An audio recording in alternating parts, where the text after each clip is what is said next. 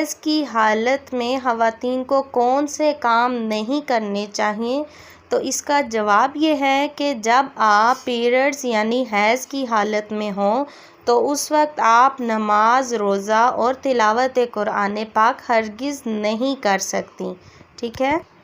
لیکن اگر کوئی ٹیچر ہے، لیکچرار ہے، تو اگر وہ 7 ڈیز بچوں کی پڑھائی اسکپ کر دے گی تو اس سے بچوں کا بہت لاس ہو سکتا ہے۔ تو اس کنڈیشن میں ٹیچر کو یہ اجازت ہے کہ وہ کسی پین یا اسٹک کی مدد سے بچوں کو قرآن ایجوکیشن گائیڈ کر سکتی ہے، اور اگر گھر کی صفائی کے دوران قرآن پاک کو اٹھانے کی ضرورت پیش آ جائے تو اس وقت آپ قرآن پاک کو ڈائریکٹ نہیں چھو سکتی، بلکہ آپ کسی کپڑے یا گلوز کی مدد سے قرآن پاک کو چھو سکتی ہیں، کیونکہ اللہ تعالیٰ